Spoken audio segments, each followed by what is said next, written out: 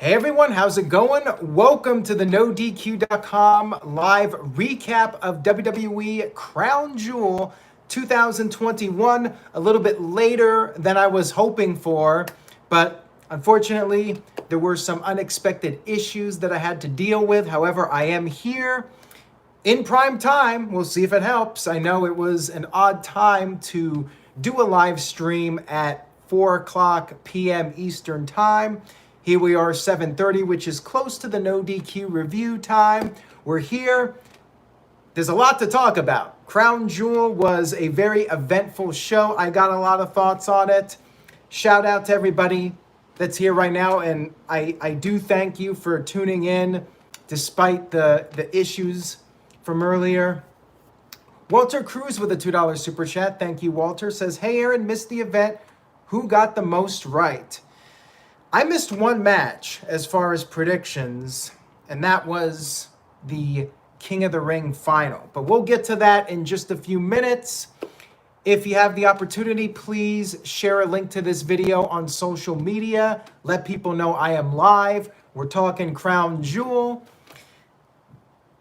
And if you do leave a super chat regarding a certain match, please try to send it in a timely fashion. Like if you plan to super chat about the Universal Title match, save it for the Universal Title match if you can, just so I'm not going all over the place with my thoughts. Okay, let's start at the beginning. The kickoff show for WWE Crown Jewel 2001, Saudi Arabia. Not everyone's favorite event of the year. But going in, this was a pretty darn strong card. Better than pretty much every Crown Jewel pay-per-view as far as the lineups go. Tony H with a $2 super chat says, Edge versus Seth Rollins gave us a proper Hell in a Cell end to feud. I agree with you on that, Tony H, and I'll talk more about that here in a few minutes. I'm hoping it is, in fact, the last match from these guys. Now, they are both going to be on Raw. Did I say 2001? Whoops. I'm already off to a rough start here. It's all downhill from here. I already screwed up the beginning, and the whole thing's ruined. Okay, anyways, the kickoff show. First screw up from WWE. Well, not sure if it's a screw up. I'm not really sure what the deal is. Oh, by the way, in the chat room, people are like, can you just start over? And Tony H is like, we're live, pal. Yep, so I already screwed up. I said 2001 instead of 2021. Anyways, the kickoff show, they announced during the panel that Roman Reigns versus Brock Lesnar for the Universal title would be a no DQ match. And then about 15 minutes later, it was announced that Brock Lesnar and Roman Reigns decided against a no DQ match. They wanted a straightforward match in the ring, no shenanigans. I'm not sure what the deal was here. Was WWE trying to figure out the finish the day of the show? I mean, that's not exactly a wild theory because we know they have the tendency to change plans at the last minute. That was quite bizarre, though. Announce no DQ and then take it back like 15 minutes later during the kickoff show. It was strange. So we had our first match, which was a kickoff match, announced pretty much last minute. We did not cover it on the predictions video, but no biggie here. We had the Usos up against Cedric Alexander and Shelton Benjamin from the Hurt Business. Tag team match. Bloodline versus Hurt Business. Not exactly a scenario you would want to see this match in. You would hopefully see this on a pay-per-view like Survivor Series, which is, again, going to be Raw versus Smackdown. This would have been a good opportunity to have this match at the pay-per-view, although typically they do champions versus champions. So you had the Usos getting a huge ovation, and this was a good sign for the show. One of the complaints, I mean, there's a lot of complaints, but one of the things that people liked or disliked about the previous Saudi Arabia shows, one thing they disliked, the crowd heat, or lack thereof. The Saudi Arabia crowds don't exactly have the best reputation for being loud. This show was different, and it was very encouraging from the first match because they were red hot. They were cheering the Usos like crazy, doing the Uso chants. And the Usos were basically baby faces in this. They worked as faces. Hurt Business worked them over for a while. Pretty standard stuff here. It was a good match, good kickoff match between these guys. Benjamin hit pay dirt at one point, but there was a kick out. And then the Usos made their super kicks, hit stereo super kicks to both guys. And then Jay hit the Uso splash, pinned Alexander, 1, 2, 3. Usos win. Good opener. Good way to get the crowd into the show and set the tone for the evening. Thumbs up for this. Good kickoff match. Greg in the chat says, agreed, the pumped crowd noise was well done tonight. And Josh says, I thought the crowd was really good. Yeah, they were very enthusiastic, and they were doing their own variations of the usual chants. And they really brought the energy to the show, which definitely helped matters for sure. Mr. Yuck says, would, or should the Hurt Business add new members? I've been saying for a while they should have Bearcat Lee part of the group, but I do not know if that's going to happen. Psycho Jet Black with a $2 super chat says, when is MVP coming back? I miss his promos. Hopefully soon, and we'll talk more about MVP. I would like to see the Hurt Business get back on track and maybe add a new member to really get the group going again, but we'll see what happens. I think they should. I think the Hurt Business should get a second run. We kicked off the main card in a big way. We kicked off with Hell in a Cell. Edge versus Seth Rollins, a grudge feud, and this match was meant to settle a score. Awesome match here. This match was fantastic. Great Hell in a Cell match. I'm glad we got one with a crowd. I'm glad we got one that wasn't attached to a pay-per-view called Hell in a Cell. There was an actual purpose for this match. These guys had a score to settle. Edge went right after Rollins, as you would expect. And Rollins tried to do a suicide dive. Edge sidestepped him, and Rollins got slammed into the cage. Edge started rubbing Rollins' face into the cage. They used the cage. Walter Cruz says, too bad the cell was red. Yeah, minor negative, but I'm not really going to make that big of a deal out of the color of the cage. I wish they would go back to the old color, but, you know, they do their thing. Anyways, Edge grabbed the piece of the steel chair, which he's always done in recent months when he's trying to take somebody out.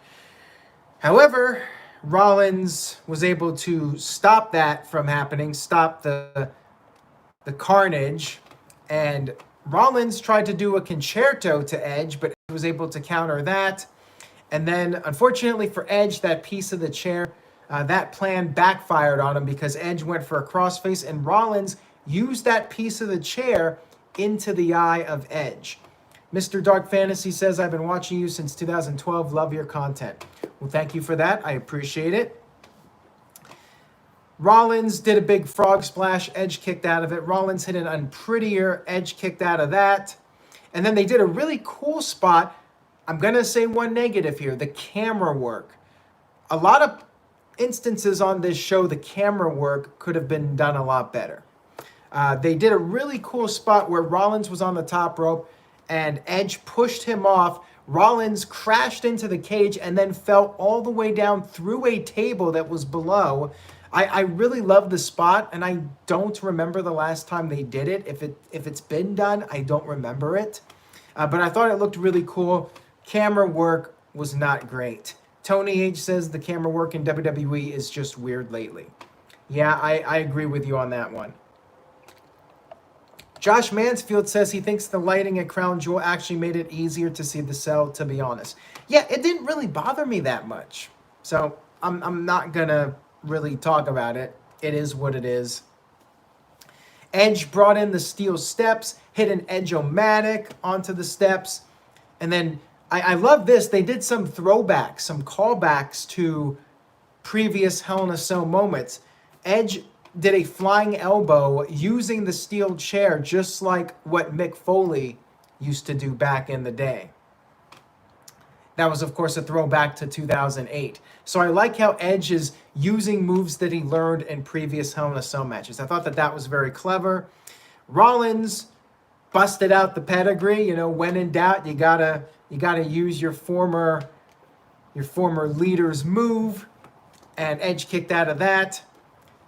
Edge gave Rollins a buckle bomb. Usually it's Rollins with the buckle bombs. Hit a spear. Rollins kicked out of that.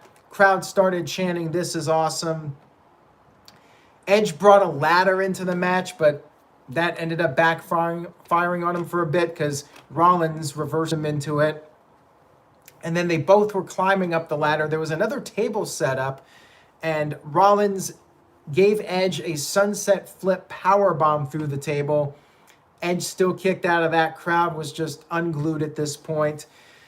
Rollins hit several super kicks, grabbed the steel chain out of the bag, and there's like a bag of tools, and Rollins wrapped the chain around his foot, his boot. He was going to hit a super curb stomp with the chain wrapped around his foot for good measure. He yelled out, "This is how your fairy tale ends." He went for the stomp, went for the kill, but Edge was able to counter that. And then Edge made his final big comeback here. Several super kicks. He started choking Rollins with the chair, or the chain, I should say. Edge put on a crossface. He grabbed a wrench. He was using the wrench for leverage, but then he let go. He was on the verge of winning here, but he decided to inflict more damage. He was not done with Rollins. So he grabbed the chair, put it under Rollins' head, and poetic justice, Edge gave Rollins the curb stomp and pinned Rollins with his own move. Big celebration here. Edge was just overwhelmed. He slowly rose to his feet, and then he did his celebration with the fans as the fireworks went off. Excellent match. As Ernie Eastman says, epic. Awesome. One of the better Hell in a Cell matches in WWE history. And already, you know, this first match here, this match, best Saudi Arabia match that WWE has ever done. Like, you could have just stopped the pay-per-view here. This match alone was better than any Saudi Arabia pay-per-view, the whole package of it. Just this one match. It was brilliant. It was extremely well done by both guys. Absolutely 100% recommend watching it if you did not see it. Colin Andrews says, wonderful opening. And Jason Mason says, Edge versus Rollins, best feud of 2021. And Ernie Eastman is like, how can you follow that? I mean, yeah, I think it was smart to kick off the show with this match and get it out of the way and open up the show on a strong note. Psycho Jet Black with the $2 super chat says, isn't being pinned by own move a burial? No. And I'm sure people are going to say it's a burial. Rollins should have won. I predicted Edge to win. I think in this case, it was nice to have the feel-good ending. My concern is it's not going to be the last match. They're both on Raw. And are we going to see another match between these guys? I'm going to be mad. If they do another match, I'm going to be mad. This needs to be the end of the feud. You can rehabilitate Rollins, build him up again, maybe even turn him face. Who knows?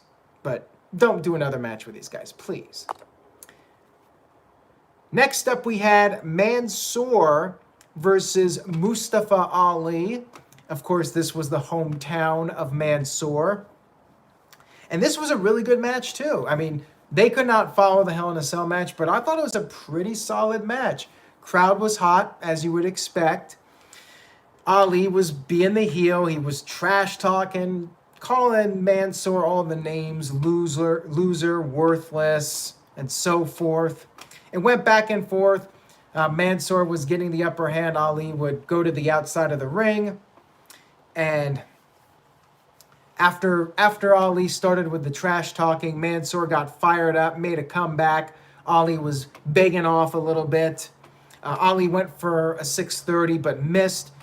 Mansoor hit a moonsault, but he hurt his neck earlier in the match, and he had trouble making the cover, and Ali was able to kick out, put a submission on Mansoor, and this was really good because Mansoor was acting like he was going to pass out. He played a great babyface in peril. He was just struggling, started to act like he was passed out, and then had one final burst of energy and got to the rope. I thought Mansoor was great here. I thought he did a really good job. I think he's got really good facial expressions too. The way he reacts to moves and the emotions he has during the match. I think Mansoor is really solid. And Ali went for a 450, but he missed. Mansoor hit his move where he jumps over the top rope, hits a neck breaker, and picked up the win. Now, after the match, Ali attacked Mansoor again, and this was an angle alert because we had a karate Olympic silver medalist from Saudi Arabia, and I'm not even going to try to pronounce his name. But he came down to the ring, and he took out Ali with one kick, and then him and Mansoor celebrated. This was well done. You know, this was for the Saudi Arabia fans, but, you know, they loved it. It was a cool moment, and it gives Mansoor a moment. I liked it. Psycho Jet Black with the $2 super chat says, at least Mansoor wasn't the leader of Retribution. Well, thankfully for him, he was not. I mean, that's kind of like a notorious moment in your career to be part of a group called Retribution. Walter Cruz with a $2 super chat. He thinks that Hell in a Cell was the only one he got wrong. Yeah, I'm not sure how the no DQ predictions rankings are going, but I only missed one on the show. And just because a show is predictable doesn't mean it's bad. I like the finishes, and I like when they make sense. See, I try to make predictions and think of what logically makes sense. Now, of course, in WWE, sometimes that's not the best strategy. But in this case, I tried to go with what made sense. And I got 9 out of 10 just by going with what made logical sense. Jason says Mansoor is still very young in his career. Give him time. He will be fantastic. Yeah, I think there's definitely room for growth with him, but I'm liking him up to this point. I definitely think he's better than perhaps some people give him credit for. Hamp Connell with a $5 super chat. Thank you, Hamp. Says, why does Titus O'Neil still have a job? All he does is show up in October and talk about breast cancer. I would do that for half the price. He's an ambassador for the company. And before you knock it, you might want to try it first. It's not as easy of a job as you might think. He's traveling. He's doing lots of interviews. There's still a lot of work involved with being an ambassador. So give the guy some credit. You know, he's a good spokesperson for WWE. He represents the company well. He handles himself well. And don't knock the guy, you know. Next up, we had RK Bro versus AJ Styles and Omos. This one was pretty much just a standard match. I kind of felt like the SummerSlam match was a bigger deal than this one. It was more of the same, kind of filler, maybe the weakest match on the show, but we did have a cool moment. We had Riddle make his entrance on a camel. Yes, a camel in Saudi Arabia. He was riding high, as Michael Cole said, and you had Randy Orton just standing there like he was just kind of disgusted, but he was going along with it. So yeah, it was pretty standard, you know. AJ Styles was getting beat up. Tag in Omos. Omos dominates. They should never have Omos tag back in AJ Styles. I mean, that's their kryptonite. Every time they tag in AJ Styles, it's trouble. Like, Omos should just do the whole match by himself. But he didn't do that. He tagged back in Styles, and then Riddle had a plan. Omos got knocked off the apron, and then they finished off AJ. AJ went for the phenomenal forearm, but he got hit with the RKO, and then Riddle tagged in, hit the floating bro, and picked up the win. Champs retain. No surprise here. And this one was probably skippable. You know, this was a long show. One of my few criticisms, you know, 4-hour show plus the kickoff, 4.5 hours. It's a lot. This match really did not need to be on this show. They could have cut this one out. Chris Bove says he canceled his Zoom workout to watch Crown Jewel. Well, apparently a lot of people did either skip work or canceled out of work or just watch the show while working, any number of things. But a lot of people did watch the show. And Radical Romero thinks Randy will turn on Riddle by December. Yeah, he might. You never know. Tony H with a $2 super chat. Thank you, Tony. Says, bring back AJ Styles to singles in 2022. Could happen. Would not surprise me if he's back as a singles competitor. Maybe he gets a new partner. Maybe him and the Prince, Finn Balor. Whoops, did I spoil that match? Well, let's move on here. We're going to get to the Queen's Crown first, and then we'll get to that match.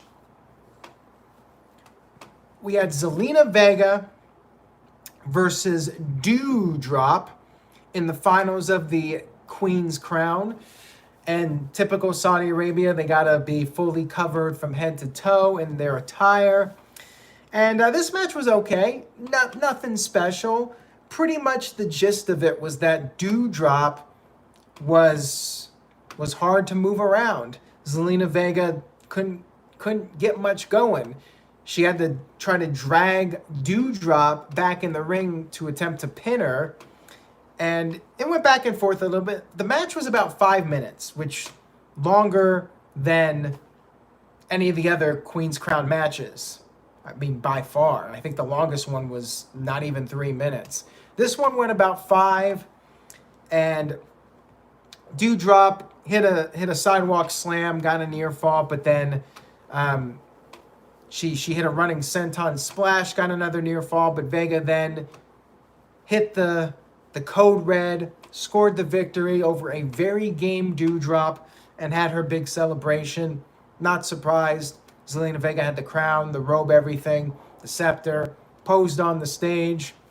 And there you go. She gets her push now. She was kind of off to a rocky start in the beginning, but she did pick up the win here, and she's now the queen of WWE.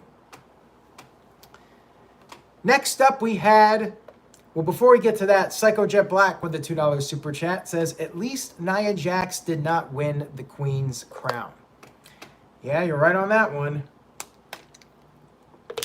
I was thinking that Doudrop might win it at one point, but I'm glad they went with Zelina. I think you're definitely better off having a heel win the Queen's Crown. I still think it should have been Shayna, though, but whatever. Next up, we had Bill Goldberg, Whisker Biscuit versus Bobby Lashley. And this was another grudge match. By the way, thank you to everybody watching this live. Over 200 people watching live right now. A good turnout despite the late start. So thank you guys for tuning in. If you're new to the channel and you're enjoying the video, please give it a thumbs up and give it a like on YouTube. And please spread the word. Share a link to this video with fellow wrestling fans on Facebook, Twitter, Reddit, anywhere you go. And of course, stay tuned to NoDQ.com for the very latest news and rumors. So Goldberg versus Bobby Lashley. All right. This one, I was impressed.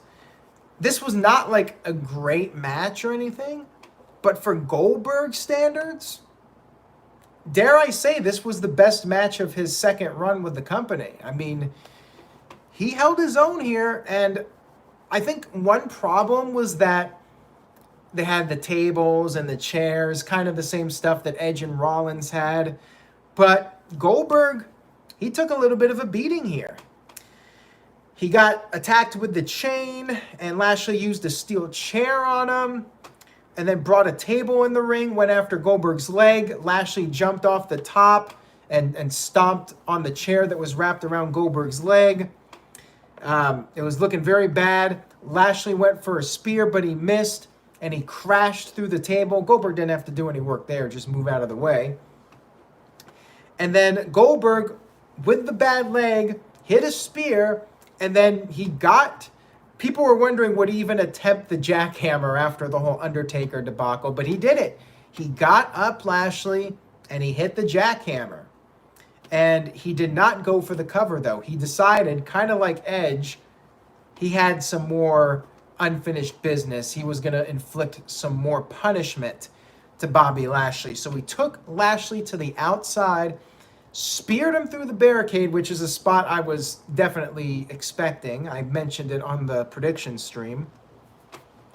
Goldberg then yelled at Lashley, said, "You touch my son, you're dead." Lashley somehow got back up, and there was a face-off. They each had a kendo stick.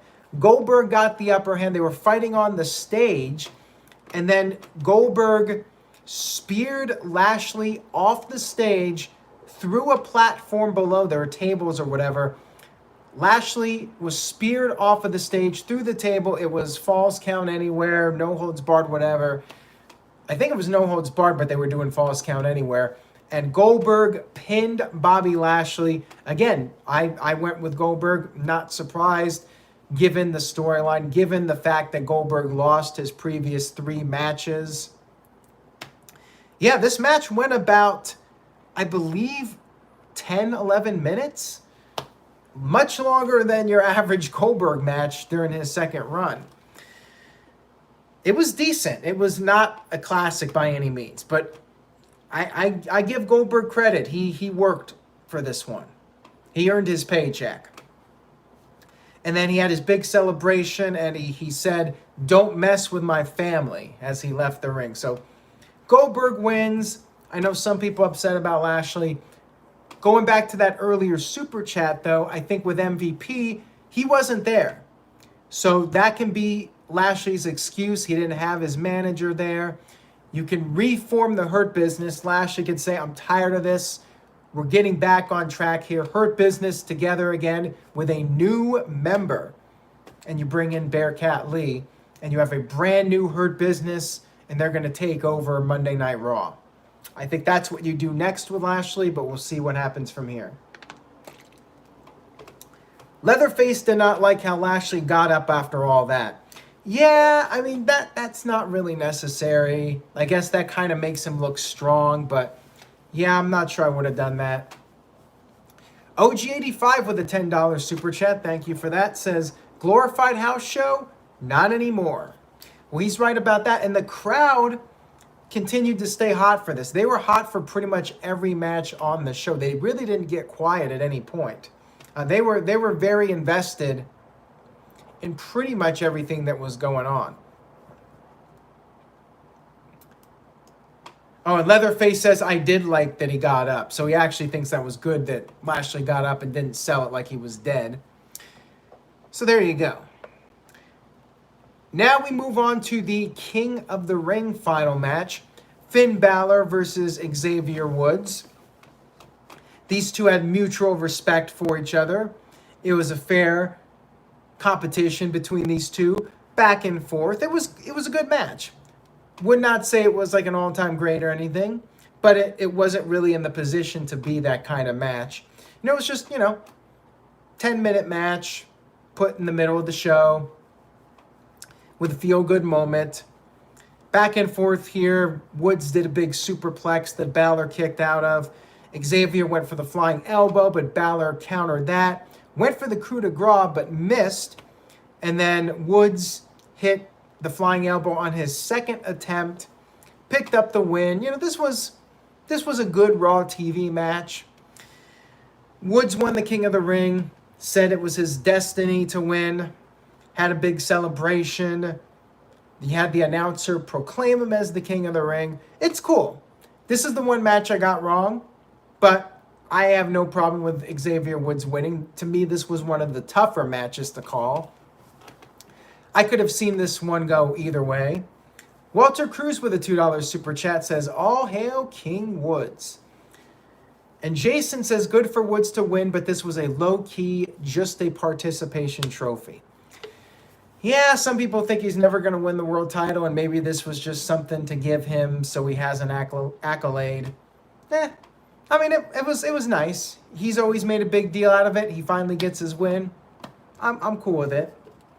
It was kind of weird that Balor lost 2 pay-per-views in a row, but maybe he can get a renewed push out of this again. What about Balor and AJ Styles? Maybe Balor finally goes heel and teams up with AJ, the Bullet Club in WWE, or they make their own faction based off of it. But I would like to see a Balor heel turn and him and AJ form a new pairing at some point. Now we move on.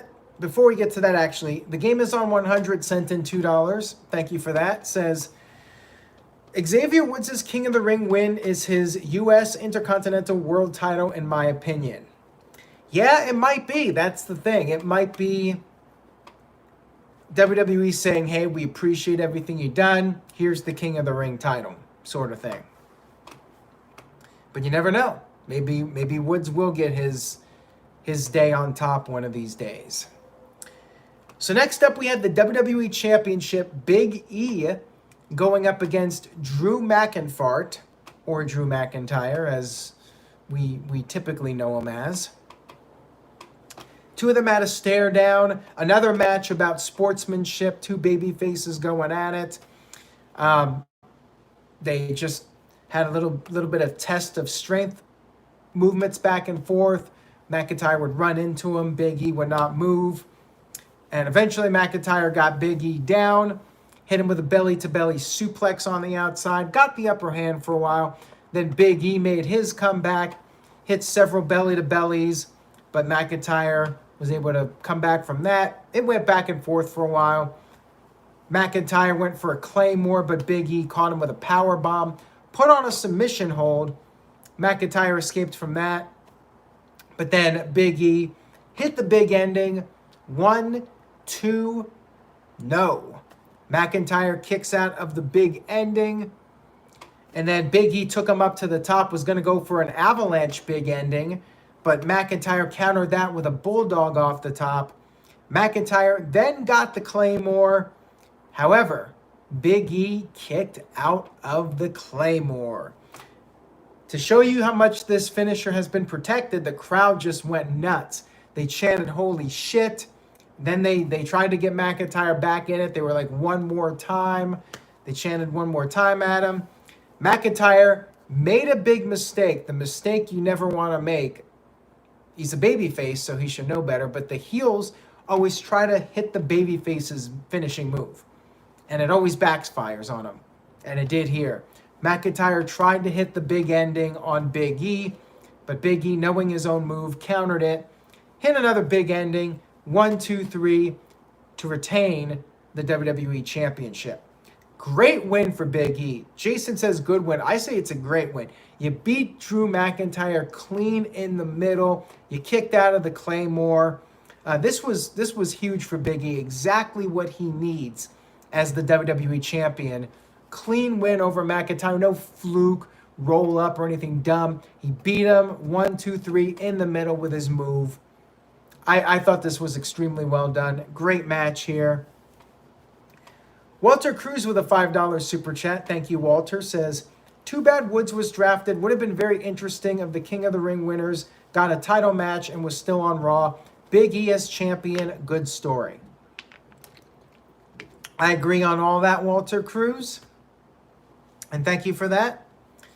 But yeah, Xavier Woods. The only reason I went with Balor too is because Woods is part of the tag team, and Balor could use that as part of a singles run, the King of the Ring win. But I do think it was because Woods has made such a big deal out of the King of the Ring. They're like, okay, we'll give it to him. And after this WWE title match, Big E saluted McIntyre, gave him some props, and McIntyre gave him the thumbs up. So good stuff here. McIntyre heads over to Smackdown to, I'm guessing, feud with Roman Reigns. And now we had the SmackDown Women's title. I get confused because of all this craziness with the draft. SmackDown Women's Championship. Becky Lynch defending her title against Bianca Belair and Sasha Banks. Crowd was into all three of them. They were even singing or chanting along with Bianca, Bianca and Sasha's song. The whole Snoop Dogg, hell yeah. Like the crowd was doing that. Like, they were hotter than almost every American crowd, other than like your night after WrestleMania crowd or your Chicago crowd when they're not crapping on the product. Like, these fans actually were not doing the smart ass chants. They weren't trying to hijack the show. They were just having a good time. I think maybe Montreal, there was a crowd a couple of years ago that was really good, where they were just into the show and they weren't trying to shit on it. They just reacted to the good guys, booed the bad guys, and just had a good time, made noise. They were invested in the matches. This was one of those crowds where they just were having fun, and it came through on TV and it made the show better. So props to Saudi Arabia. You fans there, you brought the energy. So anyways, SmackDown Women's Title. And OG85 sent in a $10 super chat, says, did you see the TGRR title with one of the crowd? No, and I'm not even sure what that is. So somebody's going to have to fill me in on what that means. Bianca was showing off her power. She used Sasha as a weapon on Becky. And Bianca picked up Sasha for a press slam, and then at one point just held her up with one hand, which was a good visual, but you got to keep in mind that Sasha's like 100 pounds, so it's not really that impressive, but it looked cool. So I'll give them that. I'll give them points on the creativity. The greatest Royal Rumble. I did see Braun Strowman posted a photo. He tweeted about it, basically saying he's still the champion. He never lost the championship. It's like 1,400 days or something as champion, something ridiculous. Anyways, back to the match. Back and forth here, really good triple threat. You know, I hate those triple threat matches where guys or gals, one person gets knocked out of the ring, they're dead forever, and it's just the two in the ring. In this match, it was pretty much the three of them the entire time going at it, doing spots together with the three of them, finding creative things to do. Like, at one point, Becky did the disarm her on both of them at the same time. And then there was another point where Becky had the disarmer and Sasha Banks had the bank statement on Bianca, but they had to break it up because, you know, the match can't end with both of them using the submission at the same time. So they found some creative ways to get the three of them involved in various spots throughout the match. I thought it was very well thought out, well executed match here. And at one point they all got knocked down. Crowd was chanting, "This is awesome." This kind of felt like AEW. You know WWE put on a good show when the crowd's chanting, "This is awesome" for pretty much every match. And they do that for AEW quite often. And they did it on this show. So yeah, the crowd was chanting, "This is awesome" all night long. They were having a great time. And Becky hit the manhandle slam. Sasha was in trouble, but Bianca broke up the pin. They fought on the outside of the ring for a while, and then back in the ring, Bel-Air hit the KOD on Becky. Becky was down. Belair was going to go for the cover, but then Sasha threw Belair out of the ring and attempted to steal the pin. However, Becky had enough time to recover, and Becky rolled up Sasha, grabbed the ropes for leverage, and retained her SmackDown championship. Becky survives by an inch of her life with that championship. I know people don't like the roll-ups. I was fine with it here. I kind of liked the finish. It was pretty creative. But now, of course, as Walter says, the inevitable title swap. And this is why I'm glad we waited for predictions, because once I knew Charlotte was going to be on SmackDown as the Raw Women's Champion, I figured that would eliminate Sasha as the winner, and it would probably be Becky retaining, and I was right on that. So now the question is, do they switch? And shout out to Big G, who is here in the chat room. Looks like they're going to do a title swap. Becky Lynch becomes the new Raw champion, and Charlotte becomes the new SmackDown champion. It's ridiculous. I wish they would come up with something different, but They did it last year. I guess they're doing it this year. Now, does this count? We debated this before. Does this count as another Charlotte Flair championship reign? I guess it does. I don't even know. I'm done talking about it. I don't know what else to say about it. All right, let's get to the main event here. The Universal Championship. Roman Reigns versus Brock Lesnar. Massive reactions from the crowd. They loved Reigns. They arguably loved Lesnar even more. Paul Heyman was out there just showing no emotion. You know, the whole angle, which side is he on? He just stood out there. Lesnar tried to take Reigns to Suplex City. Reigns did everything he could, holding on to the ropes, holding on to the corner. Lesnar did get a suplex in, but then they went to the outside of the ring. Reigns sent Lesnar into the post. Crowd was chanting, "Let's go Roman," Suplex City, dueling chants. Reigns knocked Lesnar off the apron with a Superman punch, and then Reigns did his big dive over the top onto Lesnar, and then they got back in the ring. Reigns hit several Superman punches, went for a spear. Lesnar kicked out of the first spear attempt. Reigns went for a second one. Lesnar did a leapfrog. Reigns crashed into the ring post. Lesnar took Reigns to Suplex City, hit an F5, but the Tribal Chief kicked out of it.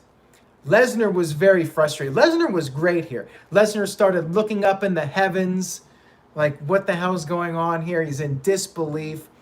Great performance here by Lesnar. Just not sure what to do now. He went for another F5, but Reigns got on the guillotine. Lesnar was able to escape that. And then Lesnar went for another F5, and this is the moment we were all waiting for, the ref bump. Lesnar hit the F5, but referee Charles Robinson got hit.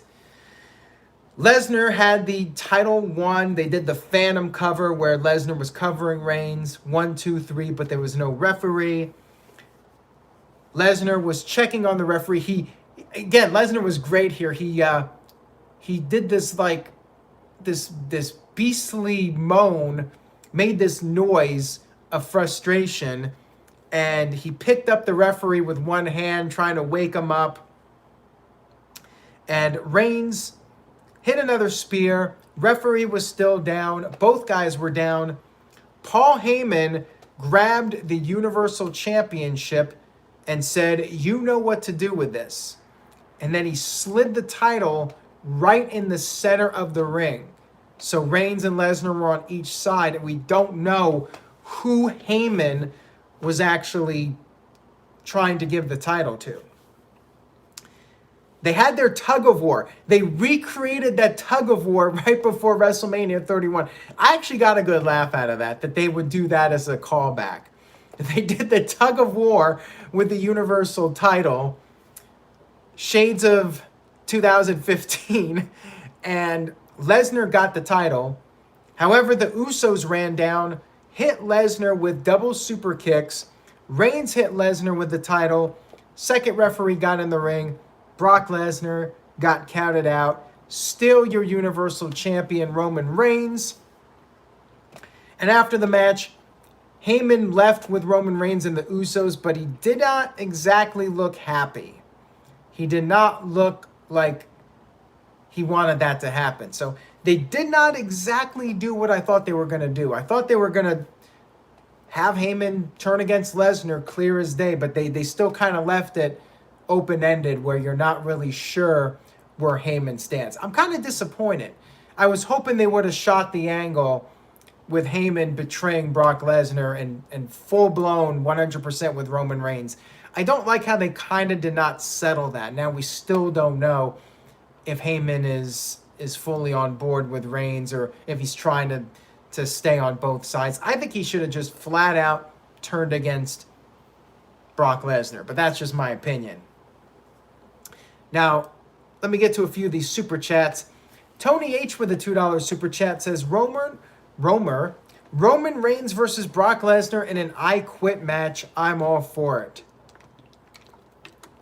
That would be an interesting one for sure. I don't know if they're ever going to do that, but that would be an intriguing stipulation. Although they probably try to come up with some cheap finish for it. TJS with a $5 super chat. Thank you, TJS. Says, I bet they do Seth versus Edge in a championship contender match on Raw. Was not impressed with the main event. Same old Lesnar and Reigns match. Felt old. See, I thought it was a lot better than their other matches. Like, their other matches were just spam, finisher spams.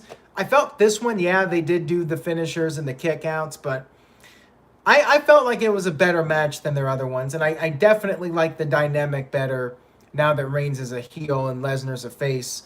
I felt the match flowed a lot better than their other ones, and just other than the finish, which I'm not exactly satisfied with, I did think it was a very solid match. Walter Cruz with a $5 super chat says, so for the title swap, is Pierce just showing up tomorrow and giving Charlotte the SmackDown title and then giving Becky hers on Raw since the roster split starts?